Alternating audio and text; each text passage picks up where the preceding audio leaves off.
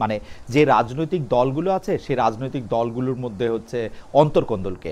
আবার সরকারের গুরুত্বপূর্ণ ব্যক্তিরা দেশের বাইরে গিয়ে মুখোমুখি হচ্ছেন বিভিন্ন ধরনের আমি বলবো প্রতিবাদের, যে প্রতিবাদের ভাষা অনেক সময় শালীন থাকছে না, অনেক সময় সেটা ভয়ঙ্কর হয়ে উঠছে কেউ কেউ বলছেন। এর কারণ আসলে কি? বাংলাদেশের রাজনীতিতে মেরুকরণ নির্বাচনকে ঘিরে বা রাজনীতির বাইরে আসলে কি হচ্ছে এ নিয়ে আলোচনা করার জন্য আমাদের সঙ্গে আছেন প্রধান উপদেষ্টার সিনিয়র সহকারী প্রেস সচিব জনাব ফয়েজ আহমেদ। জনাব ফয়েজ আহমেদ, আপনাকে আমাদের অনুষ্ঠানে স্বাগত জানাই। আপনি আমাদেরকে সময় দিয়েছেন সেজন্য শুভেচ্ছা ও কৃতজ্ঞতা জানবেন। আমাদের সাথে আরও থাকছেন ঢাকা বিশ্ববিদ্যালয়ের অপরাধ বিজ্ঞান বিভাগের সহযোগী অধ্যাপক উম্মে ওয়ারা। উম্মে ওয়ারা আমাদের সাথে যুক্ত হচ্ছেন কভেন্ট্রি থেকে। আপনাকেও আপনার সময়ের জন্য শুভেচ্ছা জানাচ্ছি এবং আপনাকে স্বাগত এবং কৃতজ্ঞতা। আমরা প্রথমে একটু জনাব ফয়েজ আহমেদ আপনার কাছে একটু যেতে চাই। আমি একটু পুরনো বিষয়, ৩-৪ দিনের পুরনো বিষয়ের দিকে আপনার একটু দৃষ্টি আকর্ষণ করতে চাই। আমি কয়েকদিন আগে দেখেছিলাম যে সাবেক উপদেষ্টা, মানে এই অন্তর্বর্তীকালীন সরকারের সাবেক উপদেষ্টা এবং বর্তমানে এনসিপি দলের যিনি প্রধান আছেন, তিনি একটি তার ভেরিফাইড পেজে তিনি একটি ফেসবুক স্ট্যাটাস দিয়েছিলেন, যেটি আমি পড়ছি এরকম করে, যে তাকে কোট করছি, উনি মাহফুজ আলমের উপর লন্ডন দূতাবাসের সামনে হামলার, মানে লন্ডনে বাংলাদেশ দূতাবাসের সামনে হামলার প্রেক্ষিতে তিনি লিখছেন, মাহফুজ আলমের উপর হামলার ঘটনায় কোনোবারই অন্তর্বর্তী সরকার কোনো স্ট্রং পদক্ষেপ নেয় নাই, কোনো শক্ত বার্তা দেয় নাই, কোনো উপদেষ্টা বা প্রেস সচিব একটা মন্তব্যও কখনো করেন নাই। সরকার ও উপদেষ্টা পরিষদের ভেতরেও মাহফুজ আলমকে অপদস্থ হত্যার মৌন সম্মতি তৈরি করা হয়েছে। এই সরকার ও উপদেষ্টাগণ মাহফুজদের যথেচ্ছ ব্যবহার করে এখন মৃত্যুর মুখে ঠেলে দিচ্ছে। আমরা এগুলি মনে রাখছি, রাজনৈতিকভাবে এর জবাব দেওয়া হবে। আমার কোনো প্রশ্ন নাই জনাব ফয়েজ আহমেদ, আপনি যদি এই বিষয়টার মধ্যে থেকে একটু বলতেন। উনি বেশ কয়েকটা স্ট্রং মতামত দিয়েছেন। জি, খালিদ ভাই আপনাকে ধন্যবাদ। যারা আপনারা এই শো এই মুহূর্তে দেখছেন তাদেরকে শুভেচ্ছা, একই সঙ্গে আমার সহালোচক যিনি আছেন তাকেও শুভেচ্ছা। জনাব নাহিদ ইসলাম জুলাই আগস্টে বাংলাদেশে যেই গণ অভ্যুত্থান সংগঠিত হয়েছে, সেই গণ অভ্যুত্থানের সবচেয়ে বেশি উল্লেখ করার মতো যে মুখ, গণ অভ্যুত্থানের সবচেয়ে বড় পোস্টার বয় নাহিদ ইসলাম। কিন্তু একই সঙ্গে নাহিদ ইসলামের যদি বর্তমান পরিচয় দেখেন, তিনি একটি রাজনৈতিক দলকে প্রতিনিধিত্ব করেন। সো নাহিদ ইসলামের বক্তব্যের ক্ষেত্রে আপনি একই সঙ্গে যেমন অভ্যুত্থানের আমি যদি বলি যে আবেগের বিষয়টি আছে, একই সঙ্গে তার রাজনৈতিক অবস্থানও আছে। সুতরাং নাহিদ ইসলামের বক্তব্যের সরাসরি দেয়ার চেয়ে উপদেষ্টা জনাব মাহফুজ আলমের উপরে যেই হামলা চেষ্টার ঘটনা ঘটেছে লন্ডনে বা নিউ ইয়র্কে, এর প্রত্যেকটি ক্ষেত্রেই সরকারের দিক থেকে যা যা কূটনৈতিক চ্যানেলে করণীয় তার সব ধরনের পদক্ষেপ নেওয়া হয়েছে। এবং তিনি তার স্ট্যাটাসে যেই কথাটি ইঙ্গিত করেছেন যে কোনো উপদেষ্টা এটার প্রতিবাদ জানাননি, টু শব্দ করেননি বা প্রেস সেক্রেটারি করেননি, আমার কাছে মনে হয় ওনার কাছে যখন উনি ওই স্ট্যাটাস লেখেন সেই সময় পর্যন্ত তথ্যের খানিকটা ঘাটতি ছিল। তথ্যের ঘাটতির কারণে হয়তো ওনার ইমোশন আছে। অফকোর্স উনি জুলাই আগস্টের অভ্যুত্থানের সময় একসঙ্গে ওনারা নিশ্চিত মৃত্যু সামনে জেনেও জীবন বাজি রেখে লড়াই করেছেন।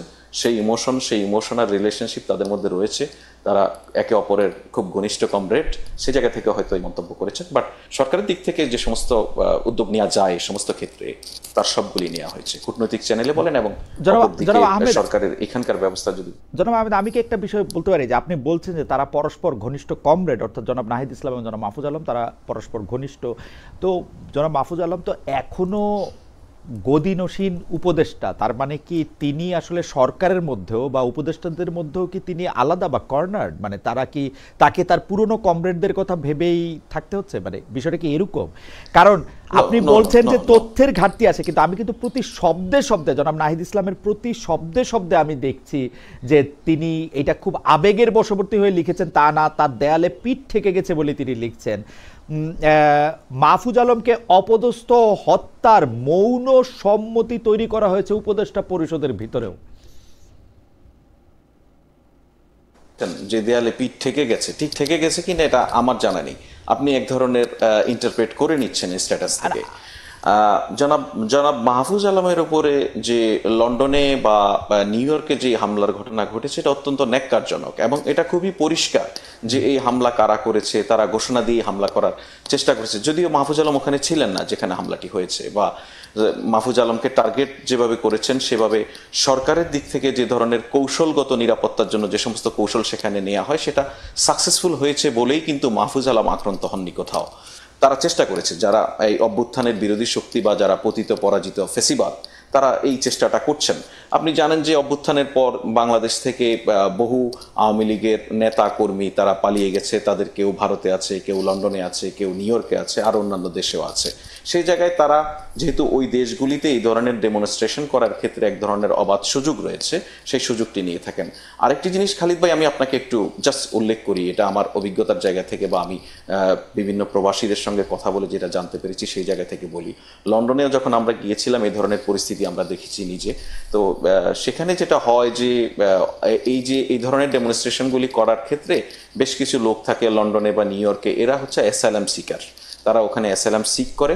তো অ্যাসাইলাম সিক করার ক্ষেত্রে তারা ইনকামবেন্ট যে গভর্নমেন্ট থাকে এখানকার, সেই ইনকামবেন্ট গভর্নমেন্টের সঙ্গে তাদের সম্পর্ক যে খুবই খারাপ, তারা যে দেশে ফেরার অবস্থায় নেই, এই ধরনের বিষয়গুলি প্রমাণের জন্য অনেক সময় এই ধরনের কাজ করে। জনাব ফয়েজ আহমেদ, তো এখানে জনাব ফয়েজ আহমেদ, আমি আপনাকে যে দিকটাতে মানে কাইন্ডলি একটু দেখতে বলতেছি সেই দিকটা হচ্ছে এরকম।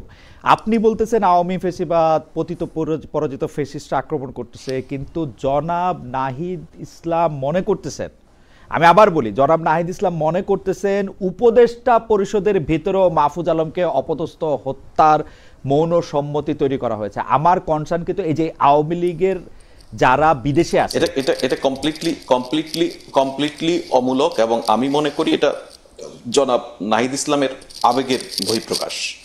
এটা আমরা তো উপদেষ্টা পরিষদে এটা আমরা ভাবতেও পারি না এই ধরনের কোনো কিছু। এটা মানে এটা ঠিক নয়। আমি যেটা আগেও বলছিলাম যে অভ্যুত্থানের শক্তি, অভ্যুত্থানের, জি আপনি শেষ করেন প্লিজ। এটা কিছুটা ইমোশন তো থাকবেই, সেই ইমোশনকে আমি সম্মান করি, শ্রদ্ধা করি, এবং জনাব নাহিদ ইসলামের প্রতি মাহফুজ আলমের প্রতি নাহিদ ইসলামের এই ধরনের ইমোশন থাকবে, এটা খুব স্বাভাবিক এবং থাকাই উচিত। মানে আর উপদেষ্টা পরিষদে আর কারো প্রতি থাকবে না নাহিদ ইসলামের কোনো ইমোশন?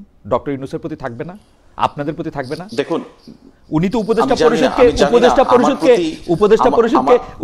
পরিষদকে না, খেয়াল করেন জনাব ফয়েজ আহমেদ, আমি যেটা বুঝতে চেয়েছি আপনি খেয়াল করেন, উনি কিন্তু সেই স্ট্যাটাসটা এখন আপনি বুঝতে পেরেছেন।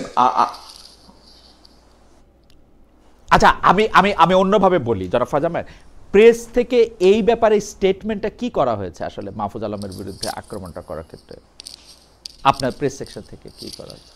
প্রথম কথা হচ্ছে যে প্রেস সেকশন থেকে যে স্টেটমেন্টটা দেওয়া হয়েছে সেটার নিন্দা জানানো হয়েছে, প্রেস থেকে নয়, অন্তর্বর্তীকালীন সরকারের পক্ষ থেকে, এবং একই সঙ্গে প্রয়োজনীয় যে সমস্ত ব্যবস্থা গ্রহণ করা যেতে পারে কূটনৈতিক পরিমণ্ডলে বা কূটনৈতিক চ্যানেলে, সেই ব্যবস্থাগুলি গ্রহণ করার বিষয়েও সেখানে জানানো হয়েছে, ব্যবস্থা নেওয়া হচ্ছে। তো এখানে আপনি আসলে যে কথাটা বলছেন যে জনাব নাহিদ ইসলাম এবং মাহফুজ আলম একে অন্যের প্রতি ইমোশনের জায়গা, অন্যদের প্রতি সেটা থাকবে কি থাকবে না, তাই তো? অন্যদের প্রতি আসলে কার ইমোশন কিরকম থাকবে সেটা আমরা তো বলতে পারি না। তবে একটা অভ্যুত্থানের মধ্যে দিয়ে, ধরুন আপনার একজন দীর্ঘদিনের সহকর্মী, আপনার একজন দীর্ঘদিনের স্কুল ফ্রেন্ড, কলেজ ফ্রেন্ড, তার জন্য আপনার যেরকম ইমোশন থাকবে বলে আমরা খুব সাধারণভাবে ধরে নেই। আপনার সঙ্গে একই রকম সম্পর্ক নয় বা একই রকম অবস্থার মধ্য দিয়ে আসেননি, তার সঙ্গে আপনার সম্পর্কটা ঠিক কেমন হবে এটা বা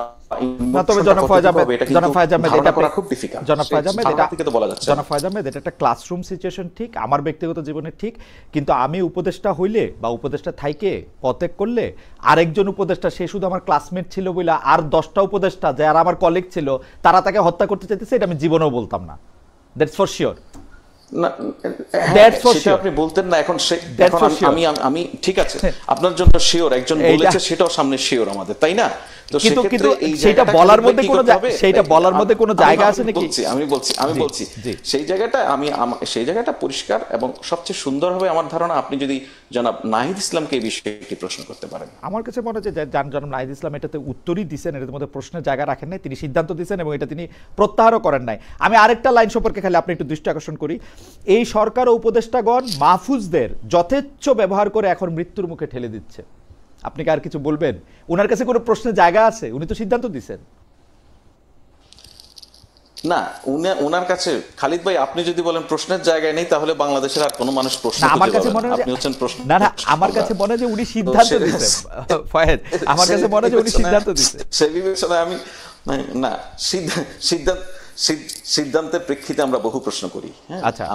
আমি আনফরচুনেটলি এই অসাময়িক সময়ের জন্য সাংবাদিকতা করছি না।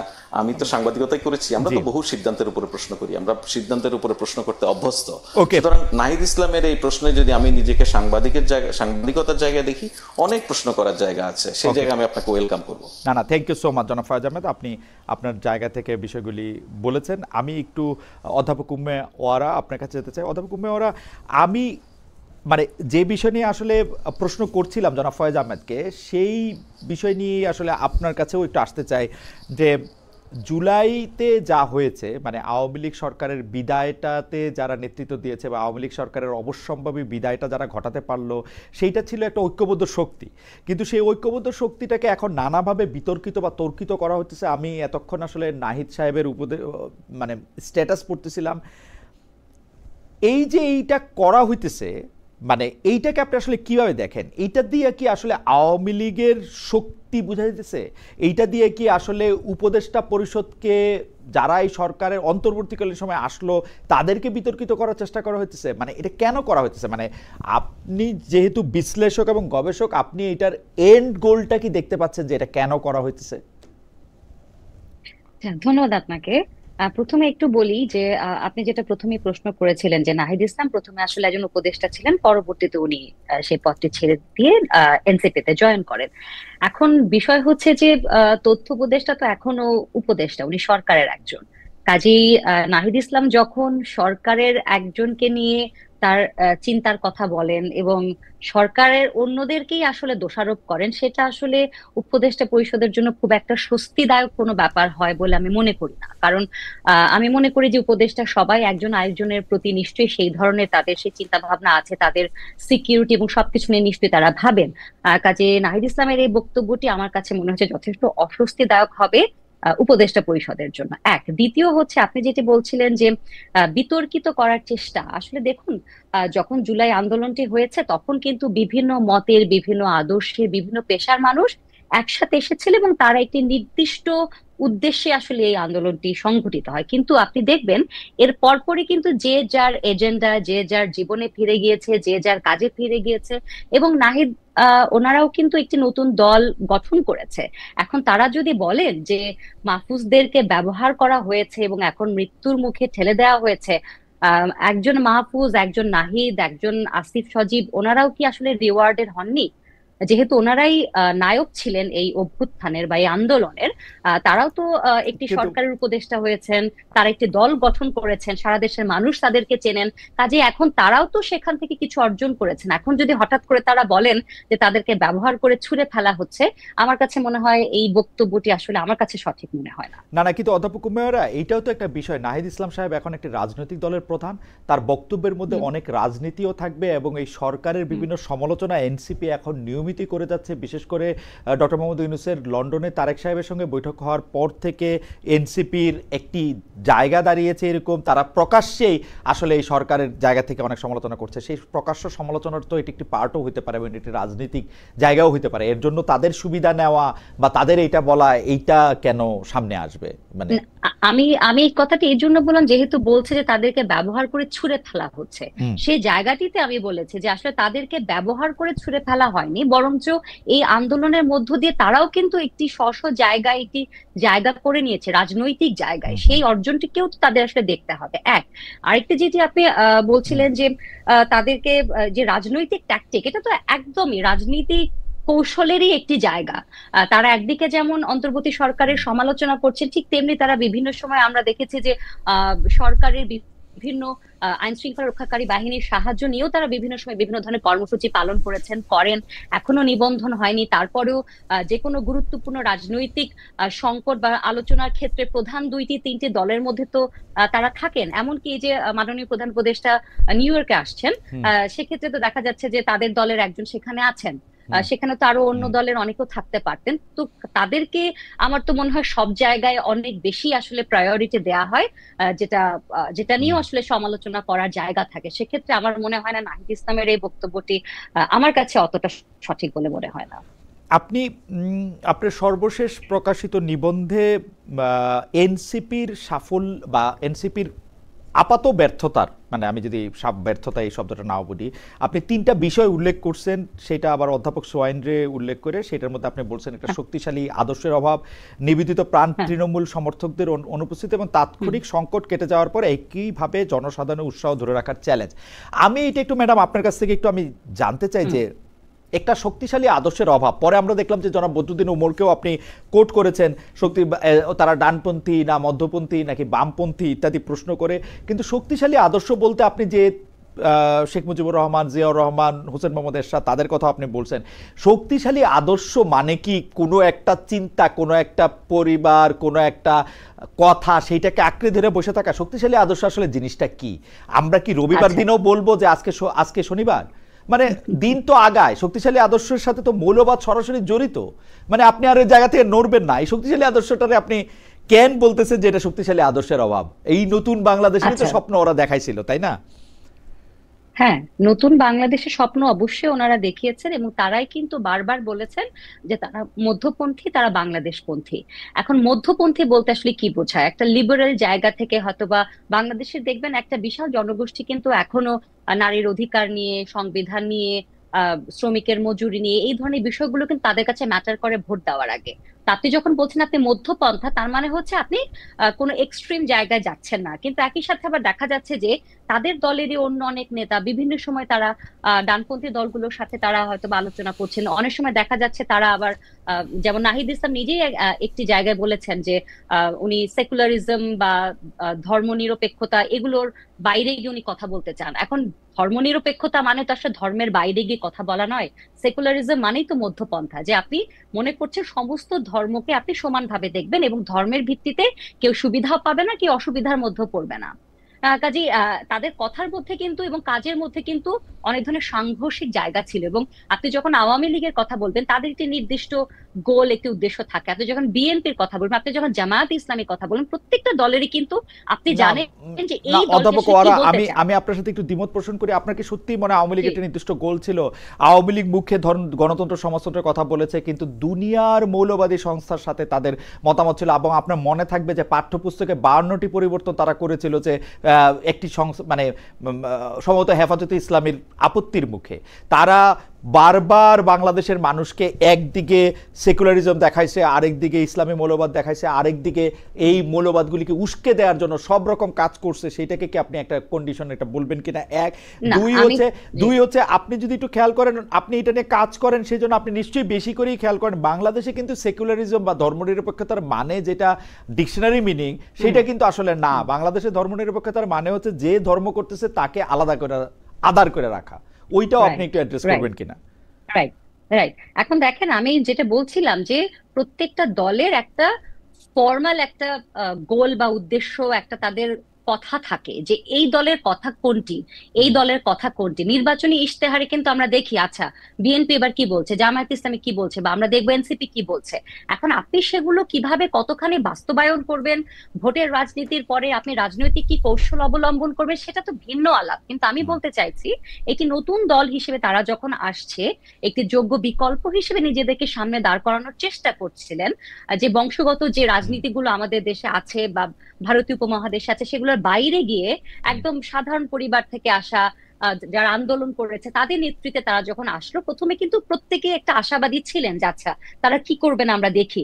কিন্তু আমরা দেখলাম যে তারা এখন পর্যন্ত তাদের গঠনতন্ত্র কি, তারা কোন বিষয়গুলোতে আসলে ফোকাস করতে চায়। এবং আরেকটি কথা কিন্তু বদরুদ্দিন ওমর বলেছেন যে এখন পর্যন্ত শ্রমিক কৃষকদের পক্ষেও তাদেরকে কথা বলতে দেখলাম না। দেখবেন তারা যখনই কোনো বিষয় নিয়ে আন্দোলন করছে, মাঠে নামছে, সেটা সাধারণত তাদের রাজনৈতিক কোনো উদ্দেশ্যকে মাথায় রেখে। কিন্তু যখনই কোনো মানবাধিকার লঙ্ঘন হচ্ছে, সেগুলো নিয়ে তাদেরকে ততটা স্ট্রংলি কিন্তু আমরা আসলে মাঠে নামতে দেখি না। তো সেটাই আমি বলছি যে আপনি যখন বিকল্প হিসেবে নিজেকে দাঁড় করানোর চেষ্টা করবেন, আপনাকে আসলে মানুষের পালসটা বুঝতে হবে, যে মানুষ আসলে আগে কোন বিষয়গুলো পায়নি রাজনৈতিক দল থেকে, এখন কোন বিষয়গুলো আপনি মানুষের কাছে দিতে চাইছেন, সেই জায়গাটাতে তাদের ক্লারিটির জায়গাতে একটা সমস্যা ছিল। আর ওকে। দ্বিতীয়ত ধর্মের কথা যেটি বললেন আপনি, যে সেকুলারিজমের কথা, যে হ্যাঁ আমাদের দেশে আমরা ধর্ম নিরপেক্ষতা মানে ভাবি সে মানুষটি নাস্তিক, তিনি আসলে ধর্ম বিশ্বাস করেন না, বা এই ধরনের অনেক ধরনের কিছু ভুল ভ্রান্তি আমাদের মধ্যে রয়েছে। কিন্তু এটা কি আপনার মনে হয় না যে এই নতুন তরুণ দলটির একটি দায়িত্ব ছিল যে এই বিষয়গুলোকে আরো একটু ক্লারিফাই করা, এই বিষয়গুলো নিয়ে সামনে আসা, বা ধর্ম যে আসলে কাউকে সুবিধা দেয়া বা অসুবিধা দেওয়ার জায়গা না, এটা একটি একেবারে নিজস্ব একটি ব্যাপার, সেই আমার কাছে জায়গাটা মনে তো হয় আসলে আমাদের ক্লারিফাই করতে হবে। আমার কাছে মনে হয় যে আপনি শুধু এই ব্যাপারটাতে একটু এইটা দেখবেন কিনা যে বাংলাদেশের রাজনীতিতে ধর্মকে যেভাবে ব্যবহার করা হয়েছে, বিশেষ করে আওয়ামী লীগ, বিএনপি যেভাবে ব্যবহার করছে, যাদের নামের সাথে আসলে ইসলাম নাই, তারা যেভাবে ব্যবহার করছে, রাইট। তারপরে আইসা নতুন একটা রাজনৈতিক দলের জন্য মানে একটা ধর্মরে আলাদাভাবে ব্যবহার না করে একটা প্ল্যাটফর্ম দেওয়া, একটা প্ল্যাটফর্মে কাজ করা, এটা কিন্তু আসলে খুবই জটিল। এবং তারা কিন্তু কোনোভাবেই, আপনারা যারা গবেষক আছেন, শিক্ষক আছেন, প্রাবন্ধিক আছেন, তাদের সহায়তা আসলে পায় নাই যে কিভাবে হইলে একটা মানুষকে আরেকটা জায়গা থেকে আদার করতে হবে না। আমরা কিন্তু একটা দীর্ঘ সময় ধরে দেখছি যে সে শুধু একটা দল করে, আদর্শ করে, একটা মুসলমানের একটা দল করে ধরা যাক, তাকে আমরা একটা কর্নার করে রাখবো, কারণ তার কথা আমরা এখন শুনবোই না।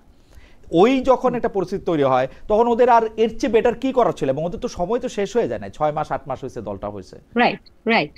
কিন্তু মুশকিল হচ্ছে যে আমাদের সামনে তো নির্বাচন, জাতীয় নির্বাচন, এবং এনসিপি তো মনে করছে যে তারা এই জাতীয় নির্বাচনে একটি গুরুত্বপূর্ণ ভূমিকা পালন করবে, এবং সেই কারণেই তো তারা তড়িঘড়ি করে একটা রাজনৈতিক দল তৈরি করলো।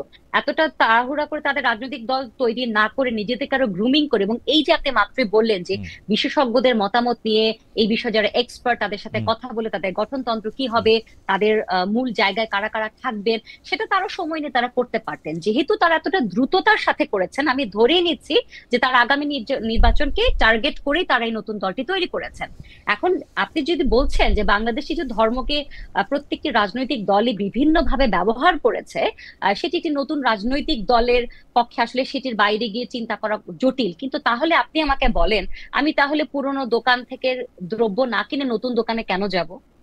ওকে, তাকে তো নতুন কিছু আমাকে অফার করতে হবে, সেই জায়গাটি তো আমাদেরকে দিতে হবে, আপনি তখনই এখন তো আমি পর্যন্ত তাদেরকে সমর্থন করব। এখন পর্যন্ত তাদের কাছে নতুন কিছু পাচ্ছেন না, আমরা আবার আপনার কাছে আসবো। কিন্তু আপনি অধ্যাপক সোয়াইনকে উল্লেখ করে যে 3টা বিষয় বলছেন, সেইটা আমার কাছে নতুন মনে হচ্ছে, কারণ আপনিই বলতেছেন যে তাদের মধ্যে শক্তিশালী আদর্শের অভাব রয়েছে, অর্থাৎ তারা কোনো আওয়ামী লীগ বা বিএনপির মতো বা জামাতে ইসলামের মতো কোনো একটা খুঁটি গাইরা ধরে তারা বসে থাকে নাই। নিবেদিত প্রাণ তৃণমূল সমর্থকদের অনুপস্থিতি রয়েছে। বাংলাদেশের তৃণমূল সমর্থকদের রাজনীতি আসলেই অনেক কঠিন হয়েছে। এটা যদি একটা বড় ধরনের ভূমিকম্প না হয়, এটা হবে, এবং তাৎক্ষণিক সংকট কেটে যাওয়ার পর একইভাবে জনসাধারণের উৎসাহ ধরে রাখার চ্যালেঞ্জ। আমি ব্যাপারটা আপনার কাছে মানে থেকে যাওয়ার আগে আমি এটা বলে রাখি যে এটা তো আসলে অপিনিয়ন লিডার, আমরা যারা, আপনারা যারা আছেন, তারা এটাকে কিভাবে ব্যবহার করতেছেন সেটার উপর আসলে এটা ডিপেন্ড করে। আমি আসছি আবার আপনার কাছে অন্য প্রশ্ন নিয়ে। তার আগে জনাব ফয়েজ আহমেদকে জিজ্ঞেস করতে চাই। ফয়েজ আহমেদ, এই বিষয়টা একটু নতুন, আগের বছর যেটা হয়নি, অন্য কোনো বিদেশ সফরেও যেটা দেখা যায়নি, কিন্তু মানে অনেকেই বলছেন এবারই প্রথম দেখা যাচ্ছে জাতিসংঘ অধিবেশনে ডক্টর ইউনূসের সফর সঙ্গী হচ্ছেন 3টি দলের 4 জন নেতা। এর মধ্যে বিএনপির 2 জন, জামায়াত ও এনসিপির 1 জন করে নেতা, মানে নির্দলীয় সরকার প্রধান বা অন্তর্বর্তী সরকারের প্রধান। 3টা রাজনৈতিক দলের 4 জন নেতাকে নিয়ে কেন সফর করতেছেন? কেন একটা রাজনৈতিক দলের 2 জন নেতা থাকছে? জামায়াত বা এনসিপি বা বিএনপি আসলে কোন ক্রাইটেরিয়া নেবে, কোন ক্যাটাগরিতে তারা ইনক্লুডেড হইলেন?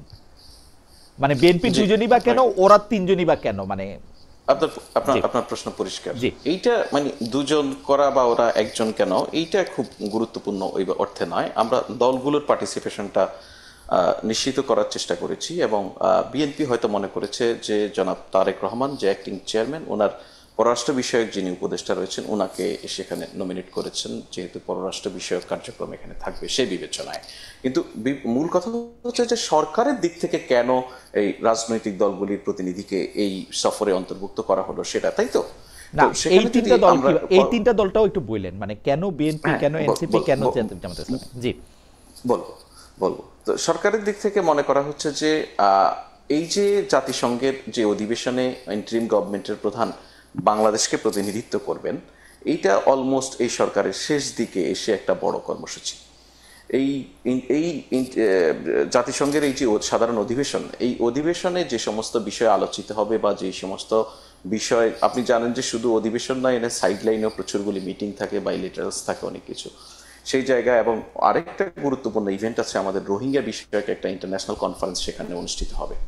এই টোটাল বিষয়টা কিন্তু কন্টিনিউশনের একটা ব্যাপার আছে, যে আগামীতে বাংলাদেশ রাষ্ট্রের যারা দায়িত্বভার গ্রহণ করবেন সেই রাজনৈতিক নেতৃত্ব যেন এই বিষয়গুলির কন্টিনিউশনটা ধরে রাখতে পারেন, সেইটার দিক, সেই বিবেচনায় এটা সরকারের একটা অভিপ্রায় যে রাজনৈতিক দলগুলির প্রতিনিধি যদি এই আলোচনাগুলিতে প্রত্যক্ষভাবে থাকেন, তাহলে ভবিষ্যতে তাদের এই কাজগুলি সহজ হতে পারে। বাংলাদেশের যেই অমীমাংসিত বা গুরুত্বপূর্ণ ইস্যুগুলি রয়েছে সেগুলি মীমাংসার ক্ষেত্রে বা সলিউশনের ক্ষেত্রে রাজনৈতিক নেতৃত্বের জন্য সেটা সহজ হবে।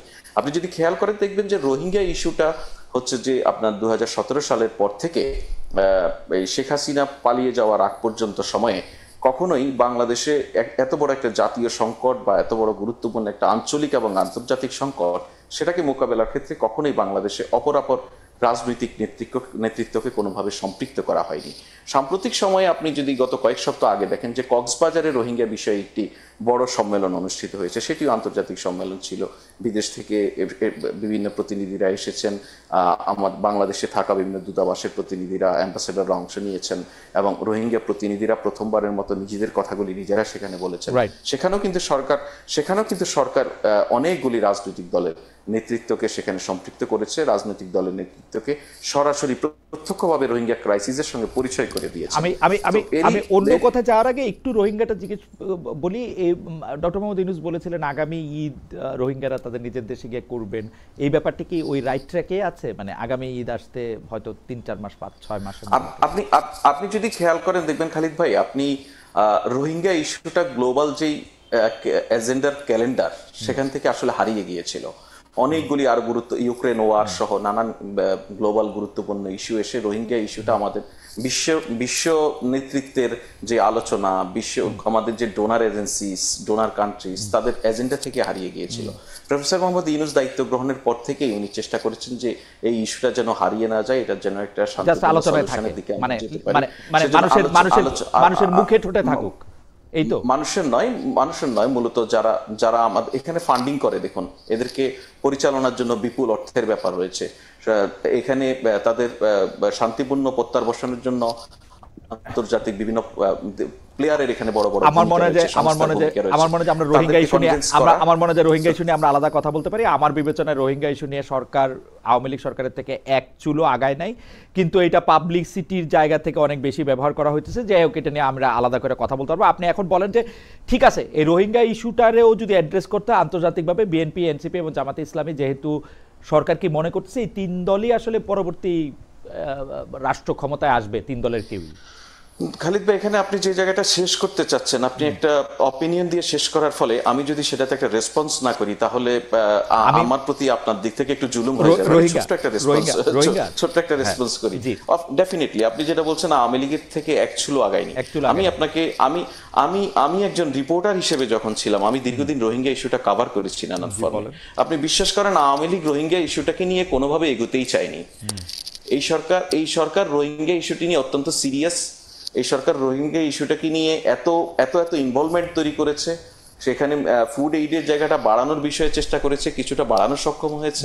এখানে আরো রোহিঙ্গা এসেছে, সেই জায়গাগুলিতে কাজ করা, তাদেরকে গ্লোবাল কমিউনিটিকে সেখানে এঙ্গেজ করা এবং প্রত্যাবর্তনের বিষয় নিয়ে প্রথমবারের মতো মিয়ানমারের কাছ থেকে রোহিঙ্গাদেরকে রোহিঙ্গা হিসেবে স্বীকৃতি আদায় করার বিষয়টা, এগুলিকে যদি আপনি বলেন এক চুলো আগায়নি, তাহলে আপনার সঙ্গে আমি আপনাকে আগানো যদি না বলা। ঠিক আছে, না আপনি প্রত্যেকটা জিনিসই মানে আপনি যেহেতু ওই পারে আসেন, আমি এটা নিয়ে আসলে তর্ক করবো না, মানে আপনি ট্রুথ বেটার করে বলতেছেন আর কি। আচ্ছা, আমি শুধু আপনাকে এইটুক বলি যে আমি এইটাকে আগাইতে চাই নাই, আর আমি আগাইতে চেষ্টা করতেছি, মানে আগানো না। কিন্তু আমি মেসির মতো খেলতে চাই মানে এই যে আমি মেসির মতো খেলতে পারবো, ব্যাপারটা এরকম না। আমি বলতেছি হচ্ছে যে ফ্যাক্ট রিমেন্স, রোহিঙ্গাদের অবস্থা যেরকম ছিল, আমি আপনাকে আবার বলতেছি রোহিঙ্গাদের অবস্থা যেরকম ছিল, আপনি আমার ডেটা দেখান বা আপনার সাথে নিশ্চয়ই আমার আরো কথা হবে, এক চুলো তাদের অবস্থার পরিবর্তন হয় নাই। আপনি আপনারা আপনি যদি মুখে বড় বড় যদি কথা আপনার বলছেন, সামনে অ্যাক্সেস থাকে, আপনি যদি আপনার সামনে অ্যাক্সেস থাকে, আমি যদি আপনাকে একটা কুইক সার্চ দিতে বলি, জি। আপনি দেখুন তো সর্বশেষ রোহিঙ্গা ক্যাম্পে খুনাখুনির ঘটনা কবে ঘটেছে। ও আচ্ছা, আমি খুনাখুনি আপনাকে নিয়ে। জাস্ট আচ্ছা, এতটুকু ওকে, বললাম ওকে। যে ক্যাম্পে একটা স্থিতিশীল পরিস্থিতি তৈরি করা সক্ষম হয়েছে, ক্যাম্পে এতগুলি গ্রুপকে একত্রিত করে তাদেরকে Fantastic. এই জায়গায় Congratulations, নিয়ে আসা আপনারা- সক্ষম হয়েছে যে congratulations, আপনারা খুনাখুনি থামাইছেন। নিজেদের আপনারা খুনাখুনি থামাইছেন। এটা ভালো। মানে আমি আপনাকে একটা, আপনি যে বললেন যে অ্যাকচুয়ালি কিছু এগোয়নি বা কিছুই হয়নি, সেখানে আছে সেই জায়গা আমি থেকে। বলি, এখন আমি আপনাকে বলি একই ফয়েজ, সঙ্গে- ফয়েজ আমি জি। বলি, আপনারা যে বার্মা সরকারের সঙ্গেও কথা বলতেছেন, ওই রেবেল জি। আর্মিটার সঙ্গেও কথা বলতেছেন, এইটা করে আপনারা একটা টাইম বম ওইখানে করতেছেন। দুইটা মারামারি লাগা প্রতিপক্ষের সঙ্গে আপনারা একই সঙ্গে কথা বলতেছেন এবং সেটা প্রকাশ্যে বলতেছেন যে আপনারা রেবেলদের সঙ্গে কথা বলতেছেন, সরকারের সঙ্গে কথা বলতেছেন। যাই হোক, আমি আজকে, আমার এটা বিষয় না, আপনার সাথে এটা নিয়ে আমার কথা হবে, এটা নিয়ে নিশ্চয়ই আমারও এই অল্প বিস্তর একটু আমি খেয়াল করি এখানে কি হইতেছে, সেটা নিশ্চয়ই আপনার সাথে আমি এটা শুধু জানতে চাই যে আপনারা রোহিঙ্গা বিষয়টি আন্তর্জাতিকভাবে যখন এটাকে সামনে নিয়ে আসবেন, তখন বিএনপি, এনসিপি এবং জামায়াতে ইসলামীকে যে আপনারা চুজ করলেন, আপনারা মনে করেন কিনা যে পরবর্তী সরকার এই তিনটি দলের মধ্যে থেকেই আসলে গঠিত হবে?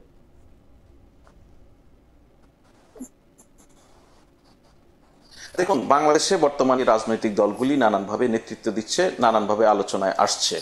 ধরুন এনসিপিকে নিয়েই সর্বোচ্চ বেশি আলোচনা আপনার মধ্যে এখানে হতে পারে, আমি ধরে নেই যে বিএনপি আগামীতে সরকার গঠন করতে পারে, এর একটা ব্যাপক সম্ভাবনা রয়েছে। একই সঙ্গে জামাত তার রাজনীতিতে তার নানানভাবে ইনফ্লুয়েন্স তৈরি করতে সক্ষম হয়েছে, তার সক্ষমতা নানান ক্ষেত্রে দেখিয়েছে, সেই জন্য জামাত আলোচিত। বা রাজনৈতিক বিবেচনায় যদি আপনি দেখেন, তাহলে বিএনপির পরে এখানে বড় দল হিসেবে জামাতকে বিবেচনা করা হয়। আরেকটা হচ্ছে যেটা নিয়ে আপত্তি বা যেটা নিয়ে কথা হতে পারে আপনার, সেটা হচ্ছে ওয়াই এনসিপি, তাই তো? তো এনসিপির বিষয়টা হচ্ছে, দেখুন এনসিপি রাজনীতিতে নিজেদেরকে কতটা গুরুত্বপূর্ণ না না, করে আমার তুলেছে কিন্তু বা হোয়াই তুলতে তিনটার পেরেছে কিনা, ক্ষেত্রে, সেটা হোয়াই নিয়ে তিনটার ক্ষেত্রে লম্বা- ফয়েজ, লম্বা- ফয়েজ আমার হোয়াই তিনটার ক্ষেত্রে, আমি একটু খালি কথা এনসিপির শেষ ক্ষেত্রে করি। না, খালি এনসিপির ক্ষেত্রে So, না। না, তো লম্বা ডিবেট হতে পারে, কিন্তু আমি আপনাকে যদি বলি যে আজকে এখন পর্যন্ত আপনার এই আলোচনায় যে কমিউনিটি আলোচনা হয়েছে, সেই কমিউনিটি কতটুকু জুড়ে এনসিপি ছিল সেটা আপনি একবার চিন্তা করেন। আমার তো পুরো জীবন জুড়ে NCP।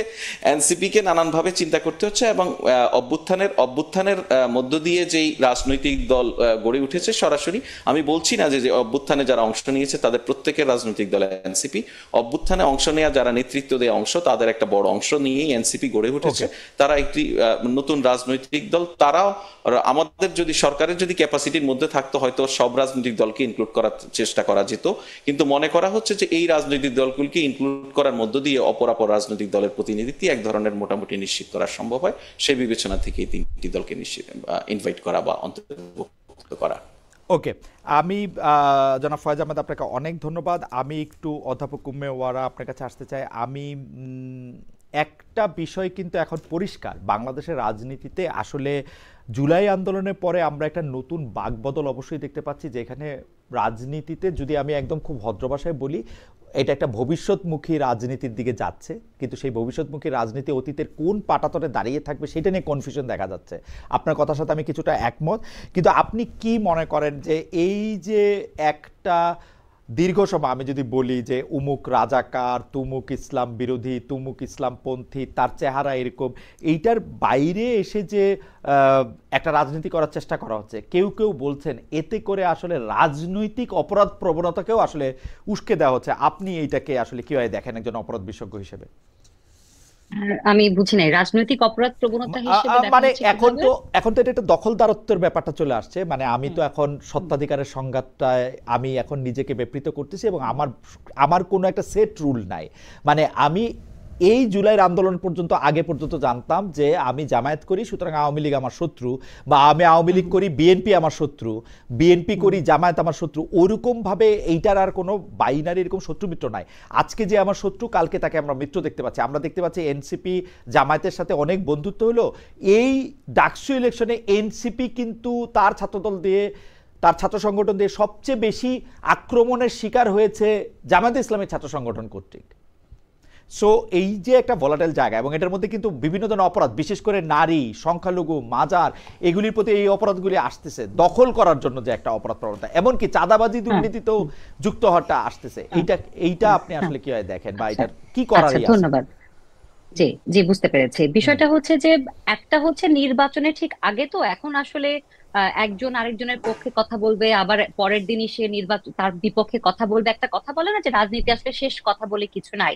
এবং আরেকটা শব্দ ব্যবহার করা হয় প্রেসার ট্যাকটিক্স।